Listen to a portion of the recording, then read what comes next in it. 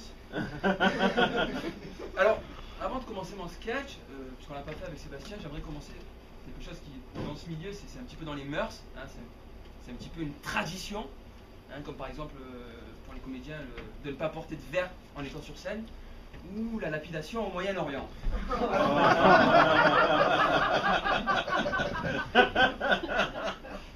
l'impression que j'ai mis un froid là. Ouais, c'est dur de commencer le sketch comme ça, mais bon, après elle est très drôle cette blague quand même. Mais c'est vrai que je suis un petit peu ambivalent par rapport à cette blague. Parce qu'elle divise le public en deux parties. Tu vois, il y a une partie qui va se dire oh, un humoriste raciste, et l'autre oh super, un humoriste raciste.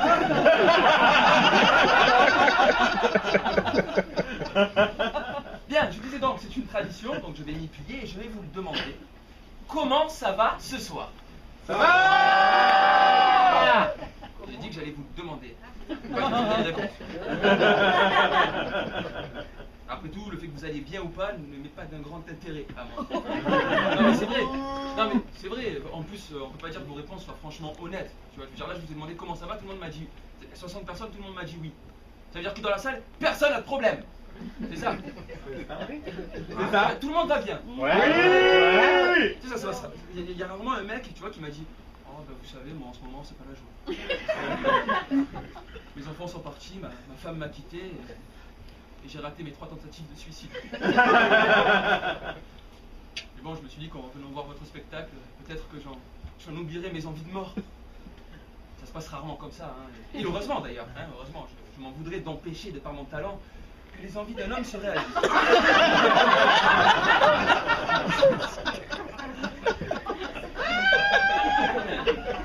Voilà, maintenant que les bases de notre relation sont établies, je vais commencer le sketch, entrer dans le vif du sujet. Hein. Et j'aime bien commencer mon sketch en parlant un peu de moi. D'abord, parce que c'est un sujet que je connais plutôt pas mal. Et ensuite, parce que j'ai fait preuve de pas mal d'égocentrisme. Alors, vous avez raison. Pourquoi parler de soi quand il y a tant de sujets à aborder? Et merci de me poser la question. Effectivement, c'est vrai que l'avantage quand on est sur scène, c'est qu'on peut parler de tout. Je pense qu'on peut parler de tout. On peut parler de tous les sujets possibles et imaginables. Tu vois, il n'y a pas de limite. Et les gens pensent que c'est difficile de trouver des sujets de sketch, alors que pas du tout. Il suffit de regarder le monde qui nous entoure, tu vois. Je sais pas, moi par exemple, les juifs. J'ai encore rien dit. Voilà. Est-ce qu'il y a des juifs dans la salle? Oui. N'ayez pas peur, hein, c'est pas vous manger. Parce que je vois le monsieur qui fait lui dis pas. De toute façon, tu sais que tôt ou tard, tu vas finir par te faire dénoncer.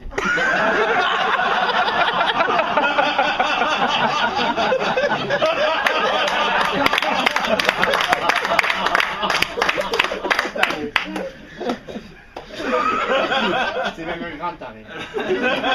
Alors, je sais, c'est dur de se moquer des juifs, c'est vrai, ce pauvre petit peuple opprimé par l'histoire. Mais après, je vais être honnête avec vous. Hein. Pour un humoriste, les juifs, c'est une mine d'or.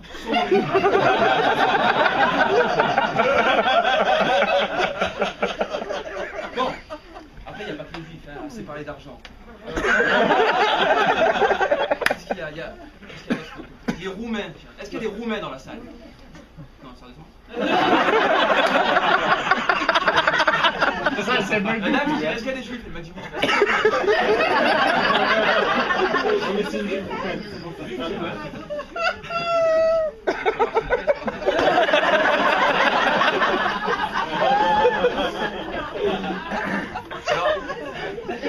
Alors c'est quand même mon spectacle. Alors, attention, hein, j'ai rien contre les Roumains, c'est juste que c'est un sujet qui, à mon avis, revient un petit peu trop sur le tapis. Tu vois, l'autre jour, j'étais au café et j'entendais le mec à côté de moi qui disait oui, mais vous vous rendez compte, ils les ont virés de leur camp, après ils ont foutu le feu au camp, c'est inadmissible. Oui, d'accord. Mais vous auriez préféré quoi? Qu'ils les crament avec le camp?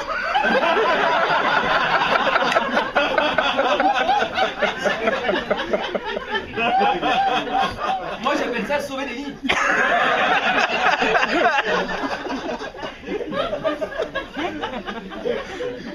Après il y a un seul sujet que je me refuse d'aborder. Je veux pas. C'est le conflit israélo-palestinien. Non, ça je veux pas.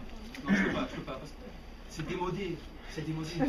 Non mais c'est vrai, quand tu vois les révolutions sanglantes en Tunisie, l'utilisation de gaz en Syrie, et que tu vois que là-bas ça fait 50 ans qu'ils se balancent des cailloux. Non mais à un moment donné, il faut grandir, tu vois.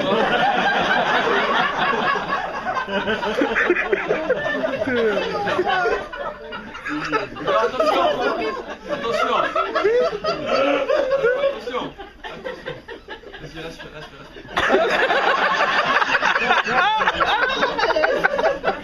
Alors attention, je ne minimise pas le conflit israélo-palestinien, il n'y a pas de souci, moi je trouve ça très bien. Mais ce qui intéresse les gens aujourd'hui, c'est la violence, tu vois, c'est le sang. C'est pour ça que les audiences de France 3 ont augmenté à l'heure de l'Assemblée nationale. Tu vois.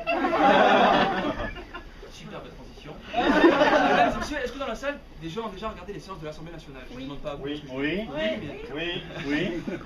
Non, vous avez regardé? Oui. C'est génial, hein?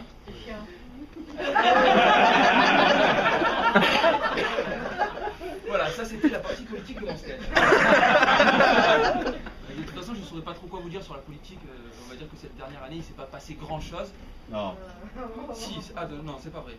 Il y a eu le mariage homosexuel. Ah. On peut s'applaudir. C'est une grande avancée. Ah ouais.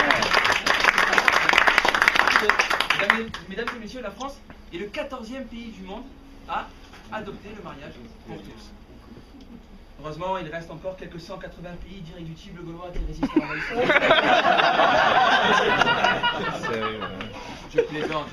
Ils ne sont pas tous des Gaulois. Et il y a donc eu le premier mariage homosexuel célébré à Montpellier. Vous avez sûrement dû en entendre parler. Oui. Moi, tous mes potes voulaient y aller. Ils m'appelaient Nico, faut qu'on y aille. C'est pour l'histoire de la France, mon pote. L'histoire de la France. L'histoire de la France, ça va. Alors ça veut dire quoi? Demain on remet la peine de mort, on monte tous à Paris assister à l'exécution. Non mais c'est vrai. Bon, j'y suis allé.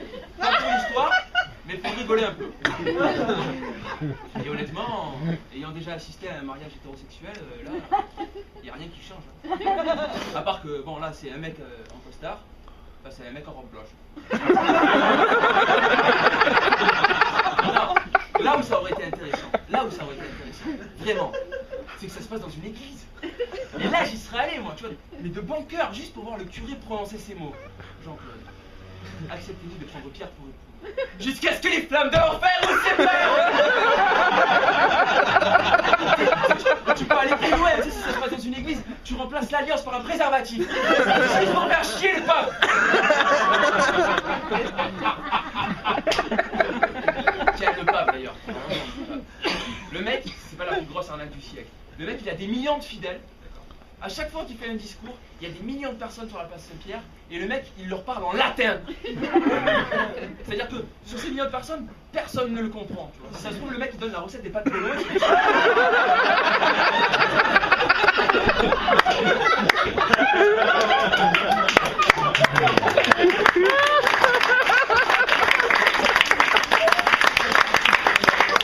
C'est gentil pour lui. Non mais c'est vrai, en plus, vive le Christ, parlons-en du Christ. Tiens. Ça aussi je comprends pas. Bon d'accord, il lui arrivait des misères, d'accord. Il m'a donné chaud. Hein, ils l'ont pris, ils l'ont mis sur une croix, ils l'ont crucifié. D'accord, c'est horrible. Et le mec, 3 jours après, il a ressuscité. Ok, mais moi je pose une question, une seule. Pourquoi il n'a pas ressuscité sur sa croix? Et ça dérange personne.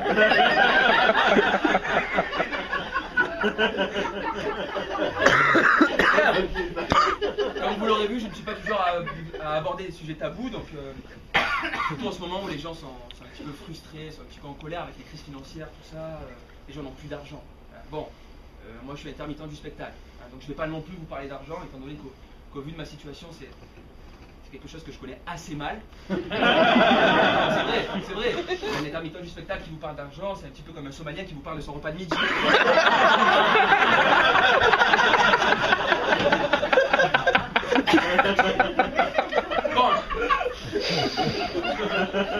Bon, il a quand même fallu que je trouve du boulot, tu vois, parce que je ne suffisais pas. Bon, c'est pas le boulot de mes rêves, plutôt celui de mes cauchemars d'ailleurs. Mais je vais utiliser cette expression débile, je gagne ma vie. Expression qui ne veut absolument rien dire, soyons d'accord. Hein. C'est pas genre, bon Nico, puisque t'es venu travailler aujourd'hui, on te rajoute un jour à vivre.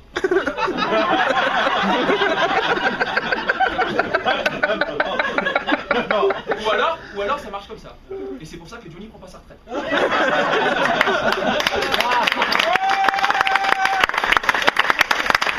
Bon, franchement, vu tout ce qu'il a ingurgité, il va bien finir par crever.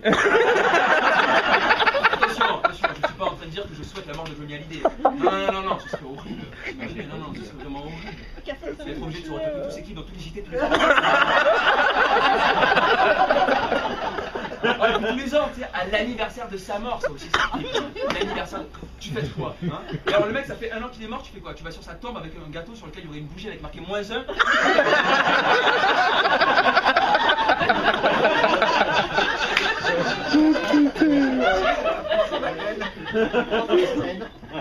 Bon, maintenant que ça va aborder des thèmes comme la lapidation, les juifs, les roumains, le mariage homosexuel et Johnny Hallyday, j'aimerais maintenant qu'on aborde un sujet qui pour le coup, lui, me choque vraiment. J'aimerais qu'on parle d'amour. Enfin, d'amour.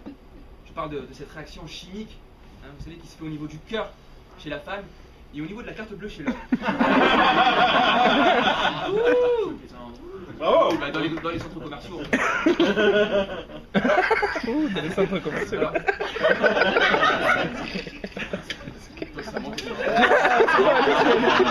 Il n'y a pas de souci. alors, attention, est-ce que dans la salle, il y a des gens qui ont déjà été amoureux? Il n'y a pas de souci, hein, c'est pas grave. C'est tous des conneries. Non, mais j'ai dit ça parce que moi aussi j'ai été con et c'est pas gratuit. Non, parce qu'en plus, quand t'es amoureux, tu vois tout en rose, tu sais, tu crois que ça va se finir comme ça, que ça va durer éternellement. Puis un jour ça s'arrête. Ah, tu connais. T'as l'habitude, toi, hein. Et puis un jour ça s'arrête, et moi ça s'est arrêté. Mais j'ai eu droit à une explication claire et précise. Non, c'est vrai, elle m'a dit Nico, c'est pas toi, c'est moi.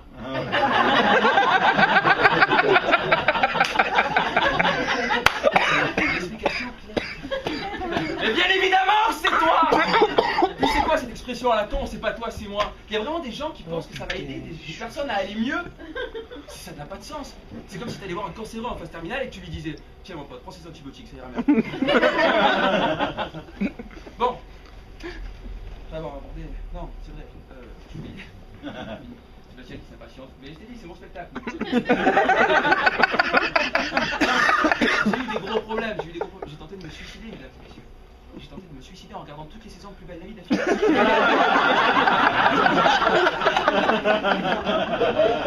Quand mon médecin il a appris ça, il m'a mis directement sous antidépresseur. Et quand t'es sous antidépresseur, bon, tu vois la vie en rose. Ah, moi j'étais devenu. Ah ouais, non, ah, tu connais aussi. Hein. C'est le même. Non, tu sais, moi, je voyais, j'étais tout le temps content. Tu sais, je regardais les infos, j'avais les yeux grands ouverts, tu sais, qui brillaient, le sourire aux lèvres, j'étais là. Oh, vous avez vu la symétrie parfaite de cette tornade? Oh, regardez, une voiture qui vole. Il y a des gens dedans, je crois qu'ils me font coucou.